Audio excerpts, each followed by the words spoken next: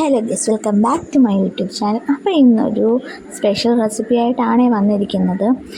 നമ്മൾ ഇന്നൊരു പുതിയ ഐറ്റം ഉണ്ടാക്കാൻ പോവാണ്. അതിന് വേണ്ട ഇൻഗ്രീഡിയൻസ് ആണ് ബദാം, കാഷ്യൂസ്, വാൽനട്ട്, പിന്നെ നമ്മുടെ പച്ചക്കപ്പലണ്ടി ഉണ്ടല്ലോ അത്, പിന്നെ ഒരു 3-4 ഡേറ്റ്സ്, പിന്നെ നമ്മുടെ മധുരത്തിനനുസരിച്ചുള്ള ശർക്കര.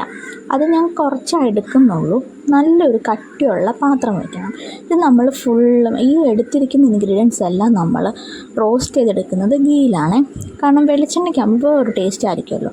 കുറച്ച് ഗീ ഒഴിച്ച് നമ്മളിത് ചെയ്യുന്നുള്ളൂ. കാരണം എന്ന് വെച്ചാൽ ഫുള്ളും റോസ്റ്റ് ചെയ്തെടുക്കേണ്ടതാണ്.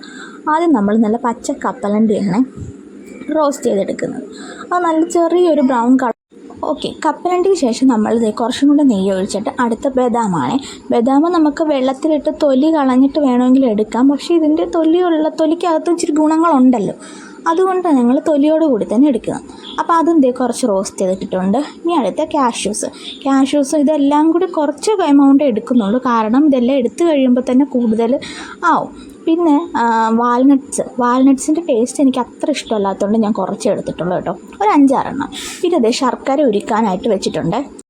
ശർക്കര ഉരുക്കി വെച്ചിട്ട് അടുത്ത് നമ്മുടെ ഡേറ്റ്സ് ഒരു 3-4 എടുക്കുന്നുള്ളൂ കേട്ടോ. അത് നമ്മൾ റോസ്റ്റൊന്നും ചെയ്യുന്നില്ല. ഇതെല്ലാം കൂടെ നല്ല മിക്സിയുടെ വലിയ ജാറിലിട്ട് നല്ല ഫൈനായിട്ട് പൊടിച്ചെടുക്കണം. ഇത് ശർക്കര ഉരുക്കി അരച്ച് വെച്ചിട്ടുണ്ട്. ഇത് നമ്മൾ എന്ത് ചെയ്യണം, ഈ മിക്സിനകത്തേക്ക് ചേർത്ത് നന്നായിട്ട് മിക്സ് ചെയ്യണം. മിക്സ് ചെയ്തപ്പോൾ കുറച്ച് ശർക്കര പാനി കൂടിപ്പോയി. അപ്പോൾ അതുകൊണ്ട് വേറെ 2 ഇൻഗ്രീഡിയൻസും കൂടി നമ്മളിപ്പോൾ ആഡ് ചെയ്യുന്നുണ്ട്. പച്ചപ്പയർ, ഒരു പിടി പച്ചപ്പയർ എടുത്ത് എണ്ണ നെയ്യൊന്നും ഒഴിക്കാതെ റോസ്റ്റ് ചെയ്യുന്നു.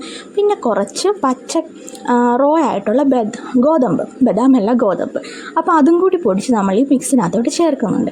എന്നിട്ട് നമ്മൾ നന്നായിട്ട് ലഡുവൊക്കെ കുഴയ്ക്കുന്ന പോലെ നല്ല രീതിയിൽ കുഴച്ച് ബോൾസ് ആക്കി എടുക്കണം. പക്ഷേ ഇത് ഭയങ്കര ടേസ്റ്റുമാണ്.